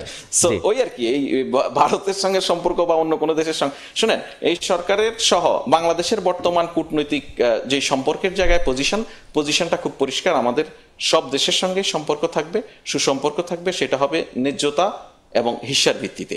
আমরা কাউকে আন্ডিও কিছু দিব না, কারো কাছ থেকে আন্ডি কিছু চাইব না। সেইটা তো আপনি বই খাতার কথা বললেন, কিন্তু আওয়ামী লীগের সাথে শেখ হাসিনা যে গোলামের চুক্তিগুলি কূটনৈতিক সম্পর্কটা খুব বই খাতার ভাই, গোলামের চুক্তিগুলি করছিল সেগুলি সামনে আনেন নাই কেন? কূটনৈতিক সম্পর্ক বই খাতার, ডক্টর ইউনূস বইলা আসে যে ইয়াসুদা নিয়ে যাব। শুনেন, আমি এখানে বলি, আপনি যে চুক্তির কথা বলছেন, আমি আপনাকে অনুরোধ করবো এটা নিয়ে আপনি প্রয়োজনে একটা টিম নিয়ে আলাদাভাবে কাজ করেন। এটা নিয়ে অনেক কিছু করা যাবে, করার সুযোগ আছে খালিদ ভাই। মানে আপনি আমারে তো কাজ দিতেছেন, অ্যাসাইনমেন্ট দিতেছেন, আপনি তো আমারে অ্যাসাইনমেন্ট দিতেছেন, মানে আপনারা নিজেরা অ্যাসাইনমেন্ট দিয়েন না। পাবলিকলি যেহেতু আসে নাই, পাবলিক অনেক কিছু খালি তো অনেক কিছু যেহেতু পাবলিকলি আসে নাই, অনেক কিছু মানুষ সময় মতো নিশ্চয়ই জানতে পারবে। এসব নিয়ে অনেক কাজ হচ্ছে। আচ্ছা, ঠিক আছে। আমি শুধু একটা বিষয়, আমাদের গবেষক দল, আমি অধ্যাপক উম্মে আওয়ারের কাছে যাওয়ার জন্য আমি একটু মানে আমাদের গবেষকদের মধ্যে জনাব তায়েব আমাকে একটু দুইটা লাইন আপনার উদ্দেশ্যে পড়তে বলছেন। এক, এটা হচ্ছে রোহিঙ্গাদের প্রসঙ্গে, আমরা এটা নিয়ে কিন্তু আলাপ করব না, আমি শুধু টাইমটা বলে রাখি। ডোনাল্ড ট্রাম্প তহবিল বন্ধ করার পরে ক্যাম্পের রোহিঙ্গা শিশুদের শিক্ষা কার্যক্রম বন্ধ হয়ে গেছে। দুই, রোহিঙ্গা প্রত্যাবাসন সংখ্যা নির্ধারণ আগের সরকারের ধারাবাহিক একটি কর্মসূচি। আর আমরা কখনো বলিনি এগুলো আমরা করেছি, আমরা কখনো বলিনি, আমরা বলছি যে আগের সরকারের সময় যে রোহিঙ্গা সরকারের নির্ধারণ, সেই নির্ধারণের এটা ভেরিফিকেশন পর্যায়ে ছিল। তারা একটা সংখ্যা জানিয়েছে এবং তারা বিমস্টেকের সময় যে প্রেস কনফারেন্স বা আমাদের যে প্রেস স্টেটমেন্ট সেটা যদি আপনার দেখার সুযোগ থাকে, আপনি দেখবেন একটি বারও আমরা বলি নাই যে আমরা এই সংখ্যা আদায় করেছি বা এই ধরনের কিছু। এটা আমাদের কোনো অপিনিয়ন না। Okay. অন্য কোনো জায়গায় যদি কেউ কোনোভাবে বলে থাকে এটা তাদের বিষয়। ওকে, থ্যাংক ইউ। অধ্যাপক ওয়ারা, আপনি যদি এই প্রসঙ্গটার মধ্যে একটু বলেন যে হ্যাঁ, হ্যাঁ, ভারতের ক্ষেত্রে আমি যেটা বলতে চাই যে ভারত যে একটি শক্তিশালী দেশ এবং আমাদের তিন দিকে ভারতের সাথে আমরা বর্ডার শেয়ার করি, ভারতের সাথে আমাদের যে বিভিন্ন চুক্তি রয়েছে, বিভিন্ন চুক্তি চলমান, এই বিষয়গুলোকে তো আসলে অস্বীকার করা যাবে না। এখন এক একটি সরকারের সাথে এক একটি দেশের সম্পর্ক কখনো কিছুটা ভালো হবে, কখনো কিছুটা কম ভালো থাকবে, এটা কিন্তু স্বাভাবিক প্রক্রিয়া। কিন্তু কখনোই আমার মনে হয় যে একটি দেশের পররাষ্ট্রনীতি বা কূটনৈতিক কাজগুলো এমন হওয়া উচিত না যে এটি কোনো একটি দেশকে বৈরী ভাবাপন্ন করে তোলে বা একটি অতিরিক্ত বন্ধু ভাবাপন্ন করে তোলে। কাজে সেই জায়গাটিতে আমি বলতে চাই যে আমরা যেহেতু ভারতের যে শক্তিশালী জায়গা থেকে একটি পরাক্রমশালী দেশ, সেটিকে যেমন আমরা অস্বীকার করতে পারবো না, ঠিক একই সাথে আমাদের সার্বভৌমত্বের জায়গা এবং আমাদের রাষ্ট্র পরিচালনার ক্ষেত্রে ভারত হস্তক্ষেপ করবে না। এবং বর্ডারের যে বিষয়গুলো, নদী চুক্তির যে বিষয়গুলো, আপনি যে চুক্তিগুলোর কথা বলছেন যেগুলো আসলে পাবলিকলি সেন্সিটিভ, যে চুক্তিগুলো এখনো সামনে আসেনি এবং এই অন্তর্বর্তী সরকারেরও এই এক বছরে সেই সব চুক্তিগুলো নিয়ে এক্সপোজ করা বা সেগুলো নিয়ে কথা বলার কোনো কথাও আমরা দেখিনি এখন পর্যন্ত। আমার মনে হয় যে একটা ব্যালেন্স তৈরি করে আসলে চলতে হবে। এটাকে আসলে ভারতকে বাদ দিয়েও আমাদের পররাষ্ট্রনীতি হবে না, আবার আমাদের রাষ্ট্র পরিচালনায় যেন ভারত প্রভাব বিস্তার করতে না পারে, সেই জায়গাটিতেও আমাদের শির দ্বারাটা আসলে শক্ত রাখতে হবে বলে আমি মনে করি। প্রায় একই রকম কথা ফয়েজ আহমেদও বলেছেন। অধ্যাপক উম্মে ওয়ারা এবং জনাব ফয়েজ আহমেদ, আপনাদের অনেক ধন্যবাদ। অনেকগুলি বিষয় নিয়ে আমরা আলোচনা করেছি এবং দর্শকরাও অনেকগুলি বিষয় নিশ্চয়ই দিক নির্দেশনা পেয়েছেন। আপনাদের সাথে কথা বলে খুবই আমরা উপকৃত হয়েছি। আপনাদের দুজনকে অনেক ধন্যবাদ এবং কৃতজ্ঞতা জানিয়ে আজকের অনুষ্ঠান শেষ করছি।